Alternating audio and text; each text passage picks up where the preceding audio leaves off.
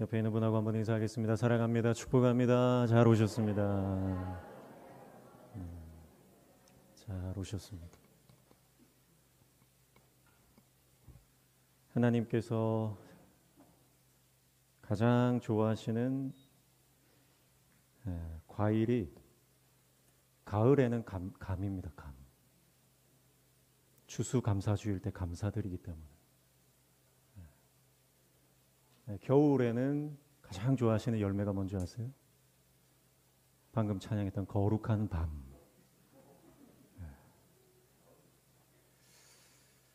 성도들끼리 가장 많이 나누어 먹어야 될 과일이 뭔지 아세요? 사과입니다. 옆에 있는 사람은 인사하겠습니다. 미안합니다.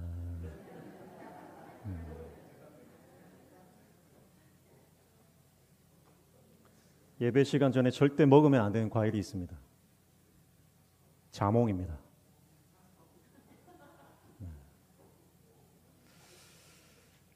이해가 되신 분들은 은혜가 있을 줄 믿습니다.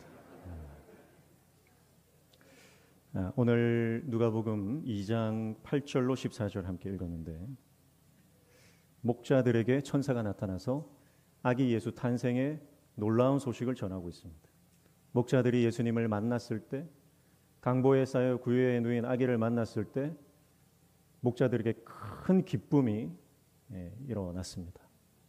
감격과 기쁨으로 들에서 양을 치는 그들의 초라하고 또 비루한 인생, 예수님을 만났을 때 감격적인 인생이 되고 그들의 인생 가운데 기쁨이 가득 찼다. 그래서 하나님을 찬양하는 일들이 일어나게 됩니다. 여러분, 우리가 예수님을 만나면 우리 인생에 대전환이 일어나게 되는 줄로 믿습니다. 예수님을 만나면 우리 인생에 영적인 지각 변동이 일어나는 것입니다. 우리가 예수님을 만나면 우리 안에 기쁨이 가득한 것입니다. 예수님을 만나면 우리 안에 감격이 가득한 것입니다. 예수님을 만나면 우리 안에 소망이 가득한 것입니다. 예수님을 만난 인생은 찬송과 기쁨으로 그 인생이 충만하게 되는 줄로 믿습니다. 성탄의 계절, 우리는 이 땅에 아기 예수로 오신 초림의 주님을 다시 한번 묵상하면서 이제 심판주로 오실 재림의 주님을 기다리는 인생이 되어야 하는 것입니다.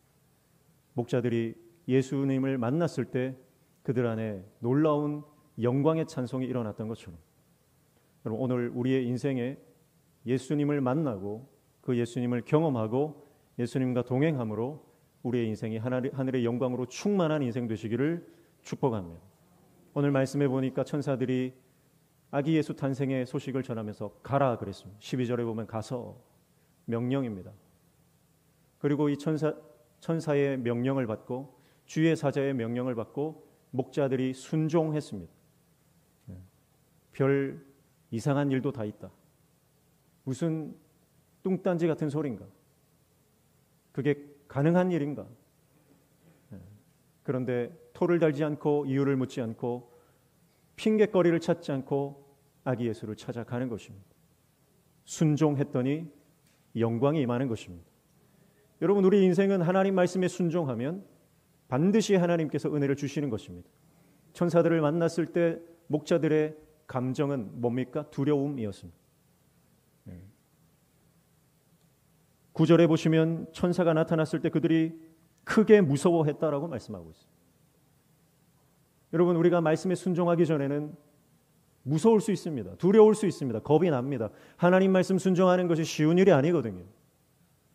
그런데 목자들이 두려웠지만, 무서웠지만 그냥 무서운 게 아니에요. 크게 무서웠습니다. 그러나 천사들의 말에, 하나님 말씀에 순종하고 아기 예수를 찾아 나가서 그 예수님을 만났을 때 그들의 무서움은 온데간데 없이 사라지는 것입니다. 예수님을 만났을 때 모든 두려움은 사라지고 예수님을 만났을 때 그들 안에 있는 모든 걱정과 근심은 사라지는 것입니다. 그리고 예수님을 만났을 때 그들 안에는 기쁨이 가득 차고 감사가 가득 차고 영광의 찬송 소리가 터져 나오는 것입니다. 여러분, 우리가 말씀에 순종하면 하나님이 반드시 복을 주시고 우리 인생에 놀라운 감사의 제목들을 허락해 주시는 줄로 믿습니다. 여러분, 말씀을 순종하십시오. 순종하면 반드시 하나님의 영광이 있는 것입니다. 오늘 이 목자들의 순종이 저와 여러분의 순종되시기를 주님의 이름으로 축복합니다. 성경에는 이 목자들을 누구라고 설명하지는 않습니다. 단지 베들레헴 인근에 양을 치고 있었던 들판의 목자들이라고 소개하고 있습니다. 그러나 우리가 성경을 쭉 보다 보면 이 목자들이 누구인가 짐작할 수 있는데 많은 신학자들과 목사님들은 이 목자들이 구약에 등장하는 레갑 자손의 레갑의 후손들이다, 레갑 자손들이다 그렇게 생각하고 있습니다.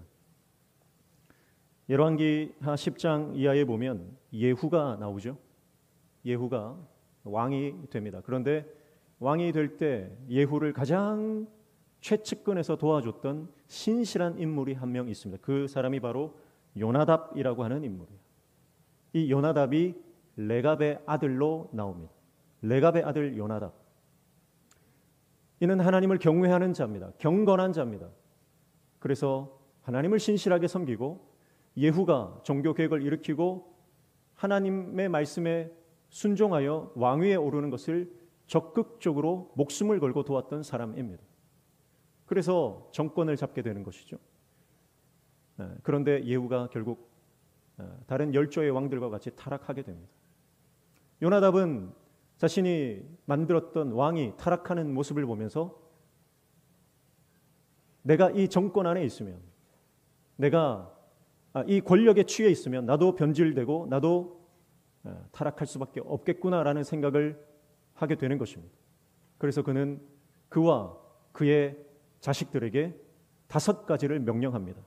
첫 번째는 영원히 포도주를 마시지 말라는 겁니다. 영원히 포도주를 마시지 말라. 두 번째는 집을 짓지 말라는 겁니다. 너희는 평생 집을 짓지 말라. 세 번째는 파종하지 말라. 농사를 짓지 말라는 거예요. 네 번째는 포도원을 소유하지도 말라. 포도원을 먹는 것뿐만 아니라 포도를 재배하고 판매하는 그 일도 하지 말라는 거예요. 다섯 번째는 평생 장막에서 살아라. 이 5가지의 명령을 자식들에게 하는 것입니다. 이것은 타락한 세상에서 구별되게 살기 위한 믿음의 결단입니다. 레갑 자손은 원래 유목민이었습니다. 그런데 지금 정권을 잡고 안락한 삶이 보장된 것 아닙니까? 이제 편안한 삶이 보장되었습니다. 그에게는 권력이 있고 힘이 있고 재력이 있고 모든 것이 갖추어져 있습니다. 그런데 요나답은 결단하는 거예요. 이것이 필요 없다. 이것이 오히려 하나님을 떠나게 하는 죄의 도구가 된다. 그래서 그는 믿음으로 결단하고 다시 원래 살았던 유목민의 삶으로 돌아가기로 하는 겁니다. 그래서 이 5가지의 명령을 지키려면 한 가지밖에 삶의 선택이 없어요. 그것은 바로 들에서 양을 치는 목자가 되는 것입니다. 그래서 레갑 자손들은 이 명령에 순종하고 요나답의 말씀대로 그의 명령대로 그의 후손들은 들에서 양을 치는 목자가 된 것입니다. 그리고 그들이 목자가 되어 예루살렘에서 그들의 삶을 영위하는 것입니다. 세상적 안락한 삶을 포기하고 하나님 앞에 바로 서기 위해서 그들은 믿음의 결단을 했던 거예요. 바벨론에 의해서 이스라엘 멸망하고 모든 사람들이 포로로 잡혀갈 때 근데 하나님께서 이 레갑 자손들은 다 남겨두셨어요. 왜냐하면 포로로 끌려가는 사람들은요 왕궁에 있는 사람들이에요. 유력한 사람들이에요. 부자들이에요. 많이 배운 사람들이에요. 그런데 레갑 자손들은 다 목동 아닙니까? 목자 아닙니까? 그래서 잡아갈 필요가 없는 겁니다. 가장 목자라고 하는 것은요 당시에 가장 비천한 직업 중에 하나인 것입니다. 그래서 그들은 예루살렘에 그대로 남아서 믿음으로 그 땅을 지키는 겁니다. 나중에 예레미야 35장 이하에 보면 하나님께서 이 요나답의 후손들을 예레미야를 통해서 만나십니다. 그리고 이들에게 믿음의 테스트를 하세요. 요나답의 후손들, 이 레갑 자손들을 모아서 성전의 한 방에다가 다 모읍니다. 그리고 예레미야가 그들에게 포도주를 나눠주는 거예요. 당신들 수고가 많습니다. 제가 베푸는 이 포도주를 받아 마십시오. 그런데 레갑 자손들은 그의 선조 요나답이 명령한 그 명령을 말하면서 우리는 절대 포도주를 마시지 않겠습니다. 지금까지도 마시지 않았고 지금도 마시지 않을 것이고 앞으로도 그럴 것입니다. 그렇게 믿음의 고백을 하는 것을 볼 수가 있습니다. 요나답 사후에 이미 200년 이상이 흘렀던 시간입니다. 그런데 이 레갑 자손은요, 수백 년 동안 하나님의 말씀을 지키고 거룩한 삶을 살기 위해 믿음의 길을 걸었던 거예요. 그래서 하나님께서 이 레갑 자손들에게 예레미야 35장 19절 말씀에 보니까 축복의 선언을 해주십니다. 그 말씀을 같이 읽습니다. 시작.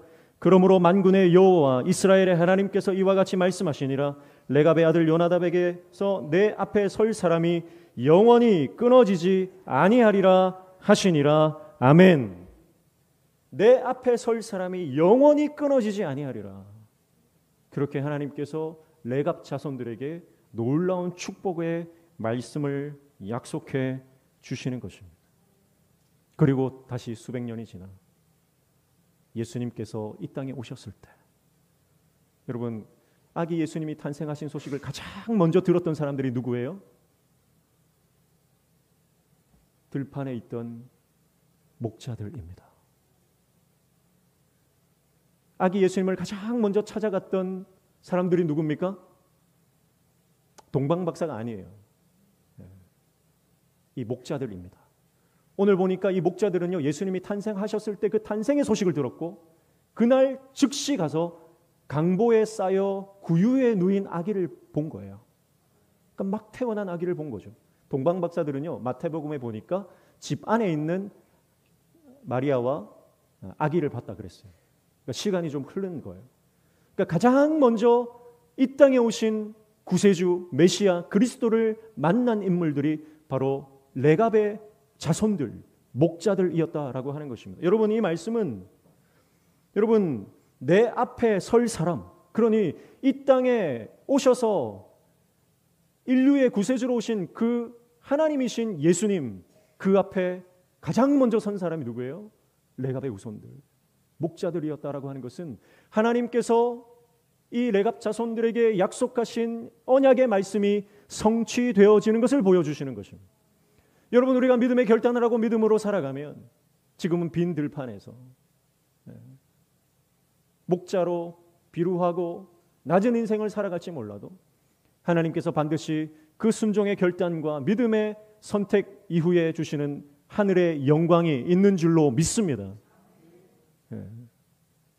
그러니까 우연히 하나님께서 목자들에게 나타나신 것이 아니라 하나님께서 이미 수백 년 전에 말씀하신 그 약속을 이루기 위해서 이 레갑 자손들에게 천사를 보내시고 그 천사들에게 하여금 그 목자들이 가장 먼저 예수님 앞에 설 자로 선택해 주셨다라고 하는 것.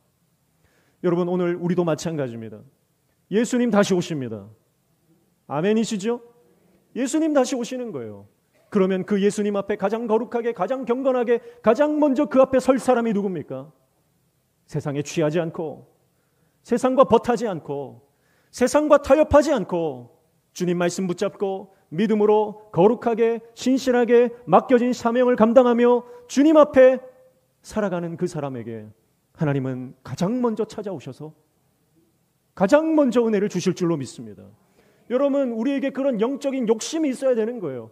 하나님은 레갑 자손들이 믿음의 결정을 하고 세상 권력 포기하고 빈들에서 광야에서 주님만 바라보고 믿음의 삶을 살았을 때 하나님께서 그들에게 놀라운 아기 예수 구세주를 가장 먼저 만나게 하시는 복을 주셨다면, 하나님 오늘 우리도 주님께서 가장 먼저 찾아오셔서 나에게 가장 놀라운 은혜를 주시는 그 믿음의 사람 주인공이 되기를 원합니다. 주님, 나에게도 그 복을 주십시오. 그렇게 우리가 영적인 욕심을 가지고 믿음으로 주님 오늘 내가 살아가겠습니다, 그 믿음의 결단이 오늘 우리에게 있어야 될 줄로 믿습니다. 여러분, 무엇을 기다립니까? 우리는 대림절, 우리 오늘 네 번째 주일을 맞이하면서 우리는 한 달 동안 성탄을 기다렸습니다. 다시 오실 주님을 묵상하고 성탄의 시즌을 보내왔습니다. 여러분, 우리가 무엇을 기다리고 있습니까? 여러분, 우리가 대망하는 것, 우리가 갈망하는 것, 하나님의 나라가 되기를 축복합니다. 하나님의 나라가 돼야 되는 거예요. 우리가 시편 109편에도 살펴봤지만 여러분, 다윗은요 자기 문제 해결이 목적이 아니었던 거예요. 다윗의 목적은, 다윗의 인생 목표는 자신의 문제 해결, 자신의 필요한 것이 채워지는 것이 아니라 하나님 나라를 꿈꾸는 것입니다. 하나님 나라. 하나님 나라를 꿈꾸는 다윗 한 사람을 통해서 하나님은 다윗의 왕국, 하나님의 나라를 건설하시는 것이죠. 여러분, 오늘 저와 여러분이 하나님의 나라를 꿈꾸고 그 나라를 갈망할 때 우리의 심령이 하나님 나라가 될 것이고, 우리의 가정이 하나님 나라가 될 것이고, 우리 교회가 하나님 나라가 되는 역사가 일어나게 될 줄로 믿습니다. 영적인 욕심을 가지고, 거룩한 영적 욕심을 가지고 주님 나를 가장 먼저 만나주시고, 주님 나에게 가장 큰 은혜를 주시고 하늘의 복을 주십시오. 그 믿음의 결정으로 세상과 타협하지 않고 희생하고 포기하고 섬기며 헌신하는 삶을 살아가는 저와 여러분 되시기를 주님의 이름으로 축복합니다. 여러분 기억하십시오. 하나님은 약속을 지키시는 분입니다. 하나님은 반드시 약속을 지키십니다. 사람은 약속을 하고 지킬 능력이 없어서 지키지 못할 때도 있고 일부러 지키지 않을 때도 있습니다. 그러나 하나님은 수백 년이 흘러도 수천 년이 흘러도 하나님께서 하신 약속은 반드시 지키시는 거예요. 당대에 혹은 후대에 하나님께서는 우리에게 반드시 복을 주시는 것입니다. 여러분, 그래서 내가 믿음으로 살면 여러분 우리의 후손들이 복받는 것을 기억하십시오. 내가 믿음으로 살면 하나님께서는 당대뿐만 아니라 후대에 천대까지 복을 주시겠다 약속하셨는데, 천대라고 하는 것은 여러 번 말씀드렸지만 영원히라고 하는 뜻이에요. 영원히. 하나님의 저주는 3, 4대까지 이릅니다. 3, 4대라고 하는 것은 하나님께서 진노를 돌이키시고 다시 은혜를 주시겠다는 뜻이에요. 천대까지 복을 주신다라고 하는 것은 하나님의 복은 반드시 이루어지고 결코 사라지지 않는다. 영원한 복을 주신다. 그런 뜻입니다. 오늘 저와 여러분이 신실하게 약속을 지키시는 하나님을 바라보며 내 상황과 현실에 관계없이 신실하게 역사하시는 하나님을 붙잡고 믿음으로 승리하시기를 주님의 이름으로 축복합니다. 그래서 뭘 기다리십니까? 하나님 나라를 기다려요. 올해가 빨리 끝나기를 기다리십니까? 오늘 저와 여러분이 하나님 나라를 갈망하고 때로는 희생하고 포기하고 때로는 힘든 광야의 길을 지나야 할지라도 주님 오실 그날을 기다리며 오늘을 준비하는 저와 여러분 되시기를 주님의 이름으로 축복합니다. 그래서 이 목자들의 마음에 하나님 주시는 기쁨이 충만해지는 것입니다. 여러분, 신앙의 본질은 기쁨입니다. 기쁨이 없으면 신앙이 아닌 거예요. 기쁨이 없으면 내 신앙이 변질된 겁니다. 여러분, 목자들의 상황은 세상 사람들이 인정하지 않고 세상 사람들이 주목하지 않는 인생입니다.